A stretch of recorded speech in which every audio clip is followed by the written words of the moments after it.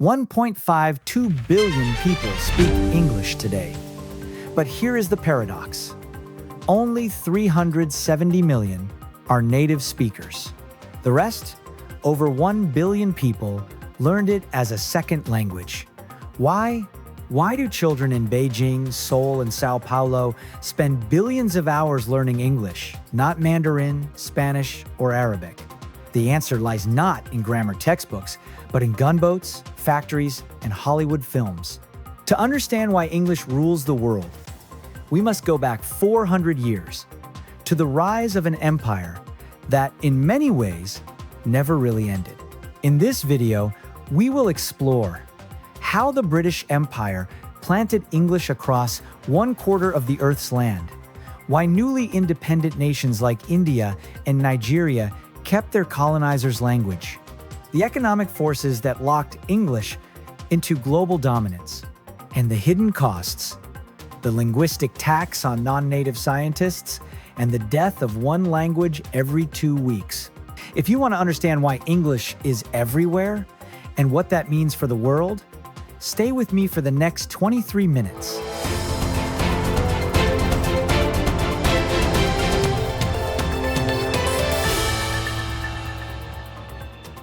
The story of English is unlike any other language in human history. Latin once dominated Europe, Arabic spread across the Middle East and North Africa. French was the language of diplomacy for centuries. But none achieved the saturation, the depth, or the functional necessity that characterizes English today. In 2024, approximately 1.52 billion people speak English worldwide. This makes it the most spoken language on Earth when you count both native and non-native speakers. But the most striking statistic is this. Only 370 million to 494 million are native speakers. Non-native speakers outnumber them by a factor of nearly 3 to 1. This demographic inversion is unprecedented. It signals a fundamental shift. English has decoupled from its Anglo-American origins to become what economists call a hyper-collective good, a utility that belongs as much to the software engineer in Bangalore or the pilot in Lagos as it does to the citizen of London or New York. English is everywhere. Turn on your computer. Over 52% of all content on the World Wide Web is in English. Spanish, the next most common language, accounts for only 5.5%. Chinese, despite having the most native speakers of any language, represents only 1.4% of global web content. Open a scientific journal. More than 90% of indexed papers in the natural sciences are published in English. Walk into an airport. The International Civil Aviation Organization mandates that all pilots and air traffic controllers on international routes must communicate in English. Enter a boardroom in Tokyo, Sao Paulo, or Dubai. The meeting will likely be conducted in English. This is not just cultural dominance. It is economic necessity. In developing countries, studies consistently show that English proficiency correlates with salary premiums of 30 to 50%. Parents in China, South Korea, and Brazil invest billions of dollars annually in English tutoring for their children, viewing it not as education, but as insurance, a passport to economic opportunity. So we return to the question, why English? Why not Mandarin, which has 920 million native speakers? Why not Spanish, with 475 million native speakers and a colonial reach across Latin America? Why not Arabic, the liturgical language of 1.8 billion Muslims? The answer, as the linguist David Crystal famously stated, is power. A language becomes global for one reason only: the power of the people who speak it. And that power came in waves. First, the raw, kinetic power of the British Empire's military conquest. Then, the economic and cultural supremacy of the United States. Today, what economists call network effects, a self-perpetuating cycle where the language is valuable precisely because everyone else speaks it. To understand this, we must go back to 1600, when English was spoken by fewer people than live in modern-day London, and the British Isles were not yet an empire, but an island on the edge of Europe.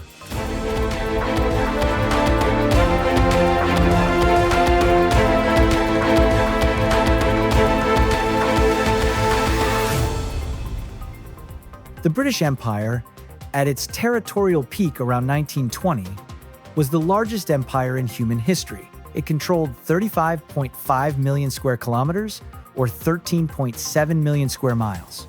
To put this in perspective, this constituted nearly 26% of the Earth's entire land surface, excluding Antarctica. It was larger than the Mongol Empire at 24 million square kilometers, larger than the Russian Empire at 22.8 million square kilometers. No political entity before or since has commanded such vast geography. This territorial vastness was matched by demographic reach. By 1913, the empire held sway over 412 million people. By 1920, this number had grown to 449 million, representing 23% of the world's population at that time. The phrase, "the empire on which the sun never sets," was not poetic hyperbole. It was a statement of geopolitical fact. The empire's spread across every longitude meant that daylight, and therefore the administration of British law and commerce, was present in some corner of the Dominion at every hour of the 24-hour cycle. But the spread of English within this vast domain was not uniform. It followed two distinct models of colonization, which linguists today classify as the inner circle and the outer circle of world Englishes. In the settler colonies, territories such as North America, specifically the United States and Canada, as well as Australia and New Zealand, the diffusion of English was demographic and displacement-oriented. Large waves of British migrants transplanted the language, establishing it as the dominant mother tongue. Indigenous languages were marginalized, suppressed, or in many tragic cases, eradicated entirely. In these regions, English did not just serve as a language of administration. It became the language of the home, the market, the school, and the soul of these new nations. This created a permanent, native-speaking base that would later serve as the cultural anchor for the language's global status. The exploitation colonies presented a fundamentally different dynamic. In territories like India, Nigeria, Kenya, Malaya, and Singapore, the British were a tiny minority ruling over vast indigenous populations. English was not transplanted as a mother tongue, but imposed as what linguists call a super-straight language, a medium of administration, law, and elite education. The British colonial apparatus, exemplified by the East India Company and later the British Raj in India, required a class of local intermediaries to function. The British could not administer 300 million Indians with only a few thousand British officials. They needed Indians who could read English law, interpret English directives, and communicate British policies to the masses. This necessitated the creation of an English-educated local elite. In India, this policy was articulated with brutal clarity by Thomas Babington Macaulay in his 1835 Minute on Education. Macaulay wrote that the goal was to create a class of persons, Indian in blood and color, but English in taste, in opinions, in morals, and in intellect. This was not education as enlightenment. It was education as social engineering. The policy institutionalized English as the gateway to power, to employment in the civil services, to participation in the colonial economy. It embedded the language deep into the institutional fabric of these colonies, ensuring that even after the British flag was lowered, the language remained as the operating system of the state. The Industrial Revolution provided another critical dimension to English expansion. Britain was the birthplace of the 18th and 19th century industrial explosion. The steam engine, the railway, the telegraph, the spinning jenny, all were developed in an English-speaking environment. Consequently, the lexicon of modernization was forged in English. When British engineers exported these technologies to the world, building railways in Argentina, installing telegraph systems in China, constructing bridges in Africa, they exported not just machinery, but the English instruction manuals, technical standards, and terminology that accompanied them. This created what economists call a first-mover advantage. English became the language of technical capability. To operate a steam locomotive or repair a telegraph line often meant needing a functional command of English. This period established a powerful cognitive link between the language and the concept of modernity itself, a link that persists to this day. But the endurance of English, the reason it did not fade like Latin after the fall of Rome, or French after the decline of French imperial power, lies in a unique historical accident: the seamless transition of global hegemony between two English-speaking powers. In most historical instances, the decline of an empire leads to the decline of its language. Russian contracted significantly after the fall of the Soviet Union. French lost its diplomatic primacy after World War I. However, as British power began to wane following the exhaustion of World War I and the decolonization waves after World War II, the United States ascended to the position of the world's preeminent economic and military superpower. The United States, having been a British settler colony, had retained English as its de facto national language. This meant that the baton of global linguistic dominance was passed without being dropped. The Treaty of Versailles in 1919 marked a symbolic turning point. Despite being held in France, and despite French being the traditional language of diplomacy for centuries, the presence of the United States, already the world's largest economy, and the British Empire ensured that English was treated as an equal language of the proceedings. This was the moment when English began to displace French as the language of international affairs. In the post-war era, American dominance became total. By 1945, the United States accounted for nearly 50% of global gross domestic product. The Marshall Plan poured billions of dollars into rebuilding Europe, cementing English as the language of the transatlantic alliance. The North Atlantic Treaty Organization, established in 1949, operated in English. American corporations expanded globally, bringing with them American management techniques, advertising, and corporate culture, all conducted in English. This double hegemony, the legacy of the British Empire combined with the rising dynamism of the United States, created a momentum that made the global dominance of English all but inevitable. But here is where the story takes an unexpected turn.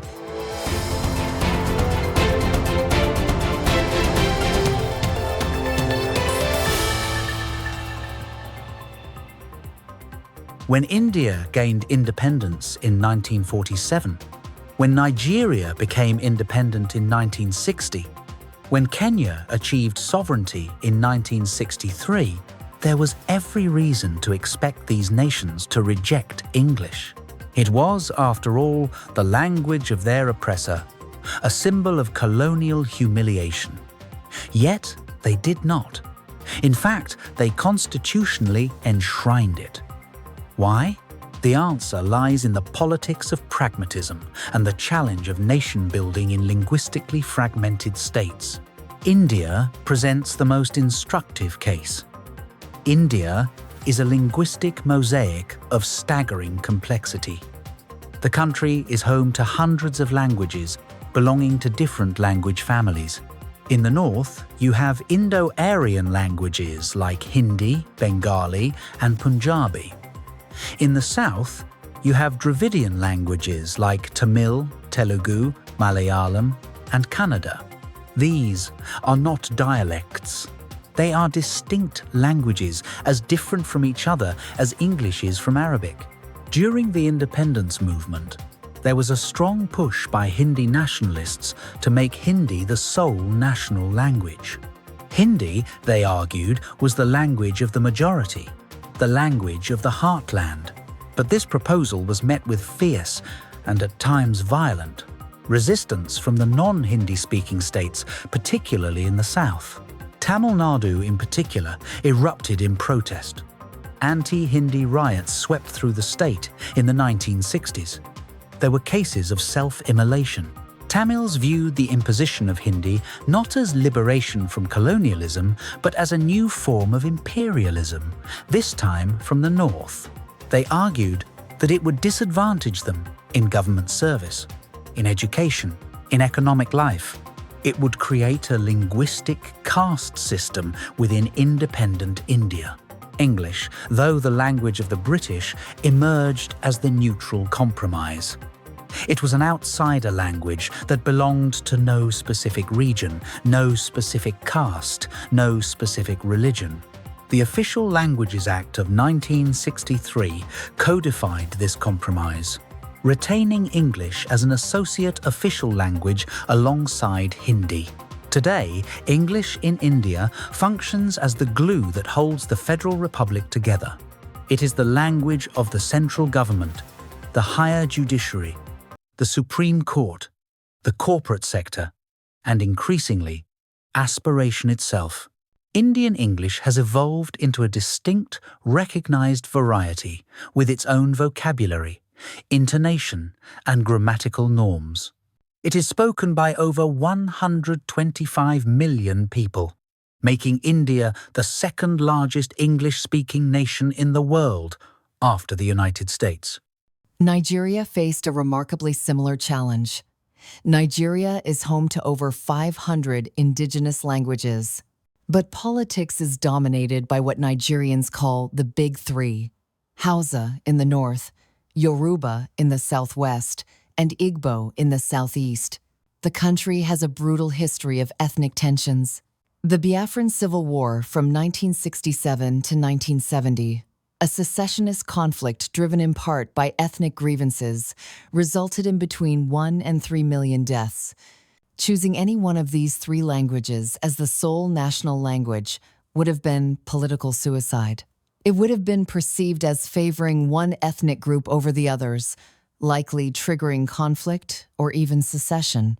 English was chosen as the sole official language at independence precisely because of its ethnic neutrality.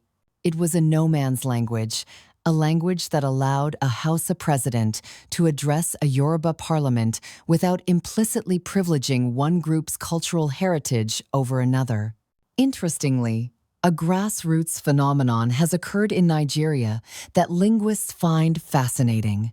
Nigerian Pidgin, or Naija, an English-based Creole, has become the de facto lingua franca of the masses. It is spoken by tens of millions of Nigerians.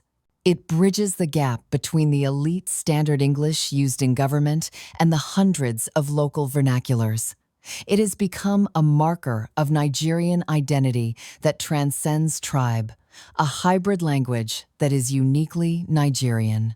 Singapore offers perhaps the most deliberate and engineered example of English adoption. Under the leadership of Lee Kuan Yew, Singapore adopted a policy of bilingualism, English plus mother tongue. The rationale was explicitly pragmatic and economic. Lee argued that Singapore, a tiny island city-state with no natural resources, no hinterland, no agricultural base, needed to plug itself directly into the global economy to survive. And the global economy in the 1960s and 70s spoke English.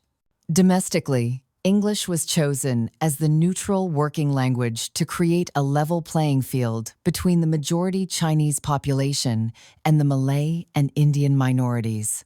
This policy was enforced through the education system, where English became the primary medium of instruction. Mother tongues, Mandarin for the Chinese, Malay for the Malays, Tamil for the Indians, were taught as second languages to preserve cultural heritage. The policy was extraordinarily successful in economic terms. Singapore today has one of the highest gross domestic products per capita in the world. Its workforce is globally competitive. its business environment seamlessly integrated with the West. But the policy has also sparked ongoing debates about the erosion of what Lee himself called Asian values and the loss of mother tongue proficiency among younger generations. The Philippines represents a different colonial legacy, that of American colonization from 1898 to 1946. Unlike the Spanish, who ruled the Philippines for 300 years but largely restricted Spanish to the elite, the Americans established a universal public education system with English as the medium of instruction. This policy, initially designed to Americanize the population, resulted in deep penetration of the language across all social classes. Today, English is an official language alongside Filipino, which is based on Tagalog. English is dominant in business, law, medicine, and higher education. This widespread proficiency has enabled the Philippines to become a global powerhouse in the business process outsourcing industry, particularly call centers. The BPO sector contributes tens of billions of dollars to the national economy and employs over 1 million Filipinos. However, this legacy remains contested. Critics argue it perpetuates a colonial mentality, privileging Western culture over indigenous heritage and creating a class divide between the English-fluent elite and the masses. So the post-colonial states retained English not out of affection, but out of necessity. It was a tool that worked. It prevented ethnic conflict. It facilitated nation building. It provided access to global markets. But in the late 20th century, a new force emerged that would consolidate English dominance even further.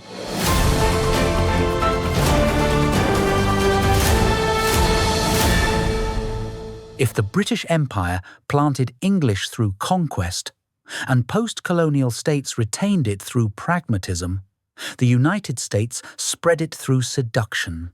American cultural exports in the 20th century achieved something no army could. They made English desirable. Hollywood, rock and roll, and later the internet created a global hunger for the language that transcended economic calculation. The scale of Hollywood's dominance is staggering. In the early 21st century, American films accounted for nearly 90% of global box office revenue. The United States film industry produces over 600 English-language feature films annually. When combined with the output of the United Kingdom, Canada, and Australia, the sheer volume of English-language narrative content is unmatched by any other linguistic tradition. The music industry reinforces this cultural hegemony. The United States is the world's largest music market. The global distribution infrastructure, from the vinyl era to MTV and now to streaming giants like Spotify and Apple Music, has consistently privileged Anglo-American artists. In 2023, the global music industry was valued at over $45 billion, with streaming driving the vast majority of consumption.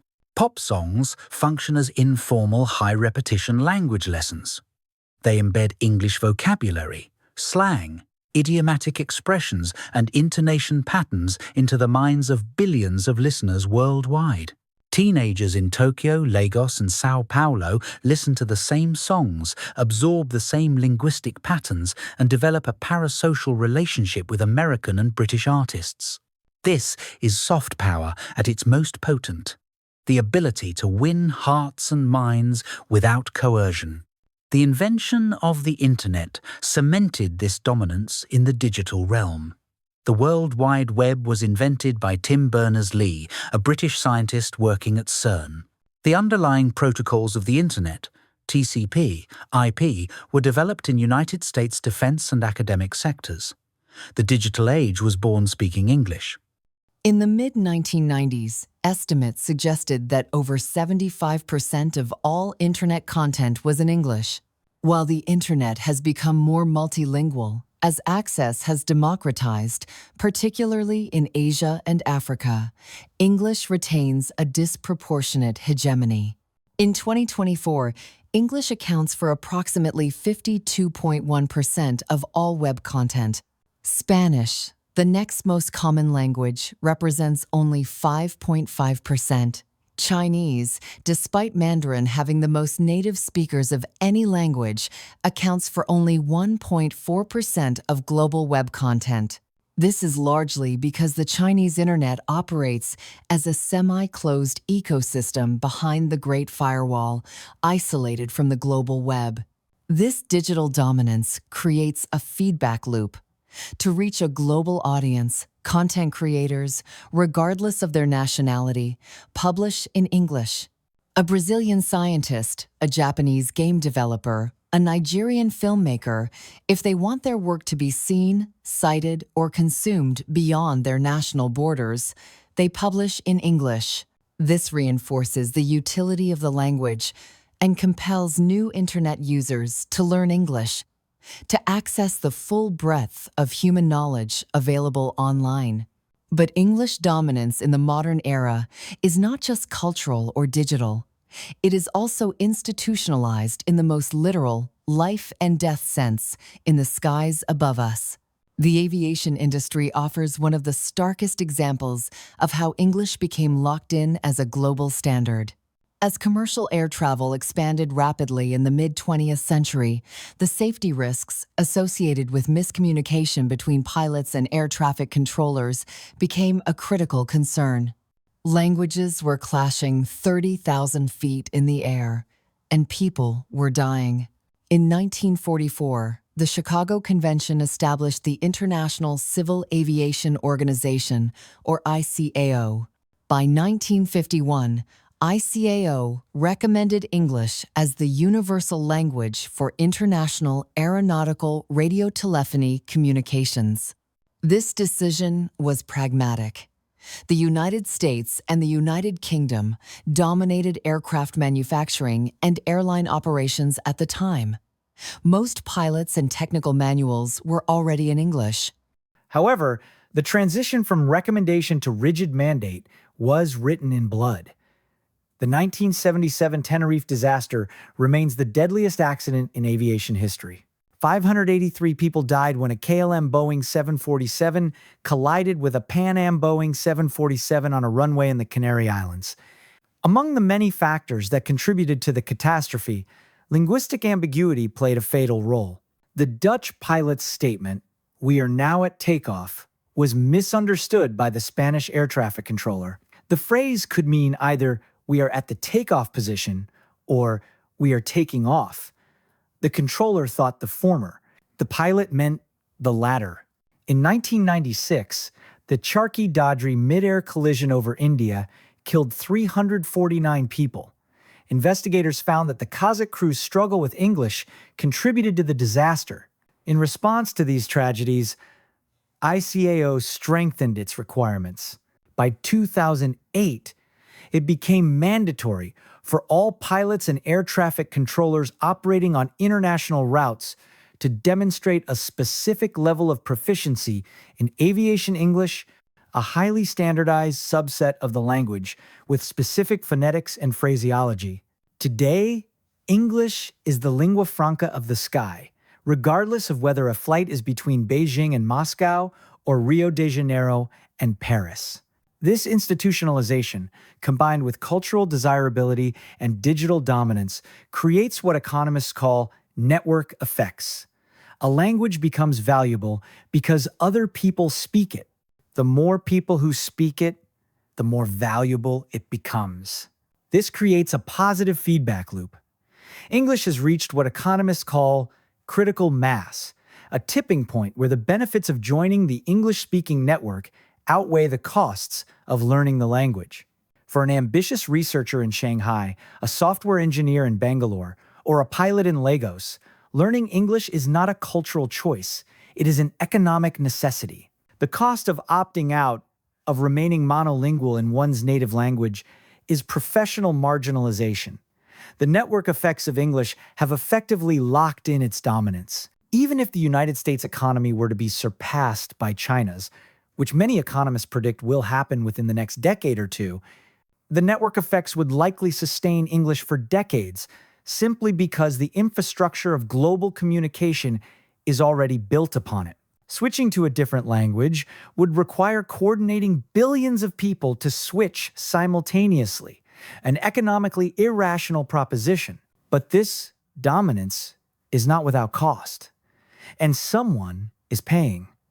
That someone is usually a scientist in Sao Paulo, a researcher in Tokyo, or a student in Nairobi.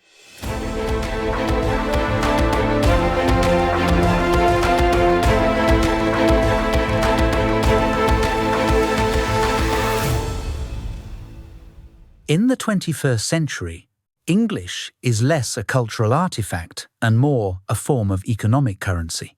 Proficiency in the language acts as a gatekeeper to the global knowledge economy, creating winners and losers based on linguistic access. Nowhere is English dominance more absolute or more exclusionary than in science. Over 90% of indexed scientific papers in the natural sciences are published in English. This monolingualism facilitates the efficient aggregation of global knowledge. It allows a researcher in Germany to read a study from Japan, reference a paper from Brazil, and contribute to a cumulative scientific archive. But it imposes a heavy, largely invisible cost on non-native speakers. Recent studies, particularly a landmark paper published in PLOS Biology in July of 2023 by Tatsuya Amano and colleagues, have quantified this burden with alarming precision. Compared to their native English-speaking peers, non-native researchers spend 91% more time reading English-language papers. Think about that. A non-native scientist takes nearly twice as long to absorb the same information. They spend 51% more time writing papers. And, most devastatingly, they are 2.5 times more likely to have their papers rejected by journals for linguistic reasons, regardless of the scientific quality of the research. They also spend 93% more time preparing oral presentations for international conferences. This creates a structural inequality in global science. The entry fee for participating in the global scientific dialogue is significantly higher for a researcher from Tokyo or Bogotá than for one from London or Boston. This is what the Belgian philosopher Philippe van Parijs calls the linguistic tax, an unearned advantage that native English speakers enjoy simply by virtue of the language they grew up speaking. China offers a vivid example of this dynamic. China has become a scientific superpower. It now produces more total scientific papers annually than the United States. But high-impact Chinese research is overwhelmingly published in English-language international journals like Nature, Science, and Cell to ensure visibility and citation. Research published in Chinese-language journals, no matter how rigorous, often suffers from invisibility. It fails to garner international citations or influence global policy. This reinforces the cycle. To be cited, one must publish in English. To publish in English, one must pay the linguistic tax. But the costs of English dominance extend beyond the individual inconvenience of scientists. They extend to the very fabric of human linguistic diversity. The spread of global languages like English is a primary driver of the catastrophic loss of linguistic diversity that UNESCO has termed a crisis. UNESCO estimates that 40% of the world's approximately 7,000 languages are endangered. One language dies, on average, every 2 weeks. That is 26 languages lost every year.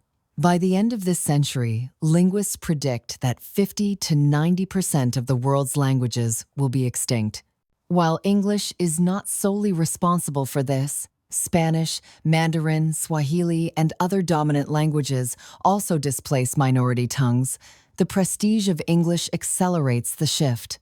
Parents in marginalized communities face an agonizing choice. Do they transmit their heritage language to their children, preserving their culture but potentially handicapping them economically? Or do they prioritize English or the national dominant language to ensure their children can compete for jobs, access education, and participate in the modern economy. Increasingly, parents choose the latter.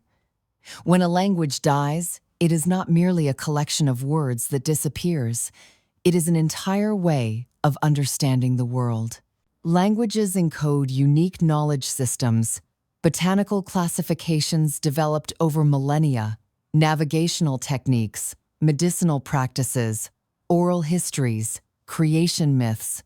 The extinction of a language is the extinction of a branch of human cognition. The regions most affected by this linguistic die-off are indigenous communities. Native American languages in North America, Aboriginal Australian languages, Pacific Islander languages, indigenous languages in the Amazon rainforest, in sub-Saharan Africa, in Southeast Asia. These are the languages dying, displaced by English, Spanish, Portuguese, Mandarin, and other dominant languages. This phenomenon has given rise to a fierce academic debate about linguistic imperialism. The British linguist Robert Philipson, in his influential 1992 book Linguistic Imperialism, argues that the dominance of English is not accidental. It is actively maintained by what he calls the center, primarily the United States and the United Kingdom, to perpetuate their economic and cultural hegemony over the periphery, the developing world. Philipson identifies three mechanisms of this imperialism. First, structural resource allocation. International aid and educational resources are systematically diverted toward English teaching at the expense of indigenous languages. Countries receive funding to train English teachers, to buy English textbooks, to send students to study in English-speaking countries. But funding for mother tongue education, which educational research consistently shows is pedagogically superior for early learning, is scarce. Second, ideological hegemony.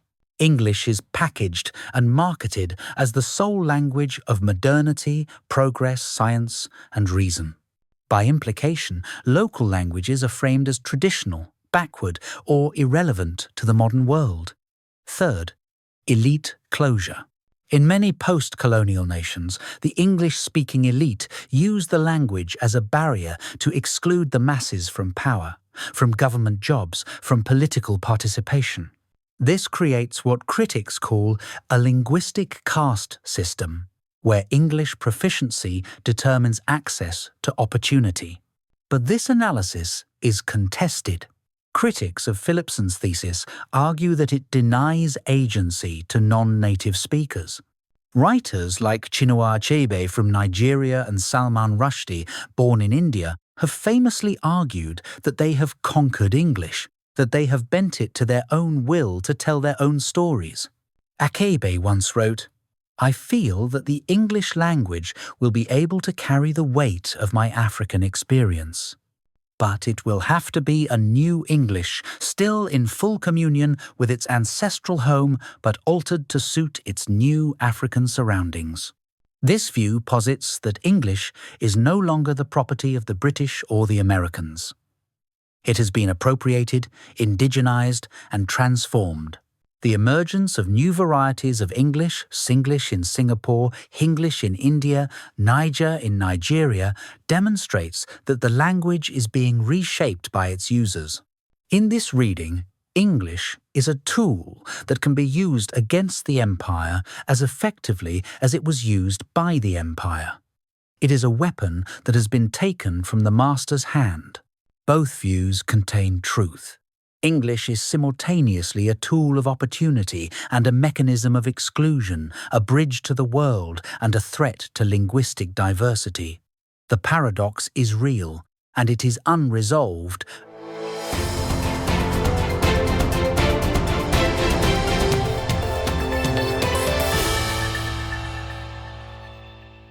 So the question remains, is the dominance of English permanent? History teaches us that no language reigns forever. Latin fell, French faded from diplomatic primacy, Could English be next? The most obvious challenger is Mandarin Chinese. As China rises to become the world's largest economy, speculation abounds regarding Mandarin's potential to displace English. China has invested heavily in promoting Mandarin globally through Confucius Institutes, which operate in over 150 countries. The Chinese government frames Mandarin as the language of the future, tied to the Belt and Road Initiative and China's growing geopolitical influence. However, structural and soft power hurdles remain immense. The Chinese writing system, which requires the memorization of thousands of logographic characters, presents a massive barrier to entry for adult learners. The Foreign Service Institute of the United States classifies Mandarin as a Category 4 language, one of the most difficult for English speakers to learn, requiring approximately 2,200 hours of study to achieve proficiency. The tonal system, where pitch changes meaning, compounds the difficulty. Moreover, while China exports goods, it has struggled to export culture with the same virality as the United States or the United Kingdom. There is no Chinese equivalent to Hollywood, no Chinese band that has achieved the global ubiquity of the Beatles or Beyoncé. China's soft power deficit limits the desirability of Mandarin. The likely future is one where Mandarin becomes a dominant regional language in East and Southeast Asia, essential for trade and diplomacy within that sphere, but English remains the global bridge language. The most significant wildcard in the future of language is not geopolitical but technological: artificial intelligence and real-time translation. Technologies like neural machine translation, real-time translation earbuds, and AI dubbing for videos could theoretically render language learning obsolete. If you can instantly translate any language into any other language with perfect fidelity, why spend years learning English? Paradoxically, AI might consolidate English dominance in the short to medium term. Most large language models, the engines behind systems like GPT, Claude, and Gemini, are trained primarily on English data. English is the pivot language for AI reasoning. When an AI translates from Japanese to French, it often translates Japanese to English first, then English to French.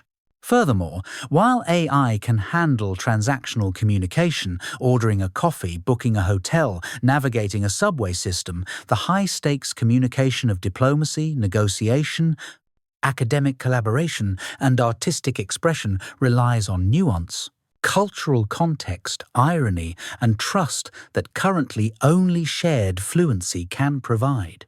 An interesting linguistic phenomenon has emerged in the aftermath of Brexit, the United Kingdom's exit from the European Union. One might have expected English to decline in Brussels, the administrative heart of the EU, after the departure of the UK.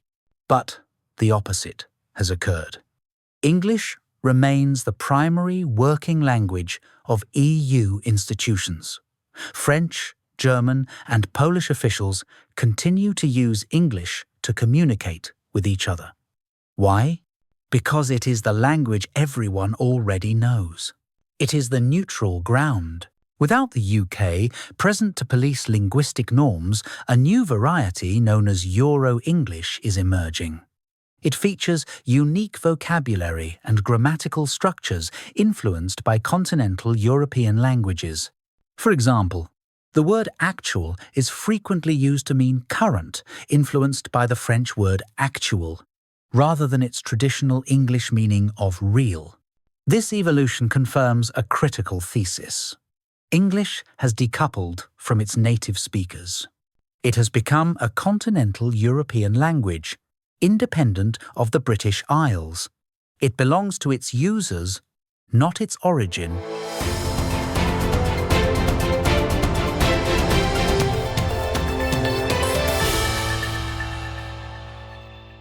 English became global not because of grammar or beauty, but because of power. First, the power of the British Empire's gunboats and colonial administration, which planted the language across 1/4 of the Earth's land. Then, the power of America's economy, Hollywood and Silicon Valley, which made the language desirable and embedded it into the architecture of the modern world. Today, the power of network effects, a self-perpetuating cycle where the language is valuable because everyone else speaks it. The post-colonial world kept English not out of loyalty, but out of pragmatism. India needed it to prevent the country from fracturing along linguistic lines. Nigeria used it to manage ethnic tensions. Singapore deployed it as an economic weapon. And scientists, regardless of nationality, publish in English because that is where the global conversation happens. But this dominance comes at a cost. Non-native scientists pay a linguistic tax, spending twice as long to write the same paper as their native-speaking peers. Indigenous languages die at a rate of 1 every 2 weeks, taking with them irreplaceable knowledge systems and ways of understanding the world. And in many nations, the English-speaking elite use the language as a barrier to exclude the masses from power and opportunity. Is this permanent? Perhaps. The network effects are extraordinarily powerful.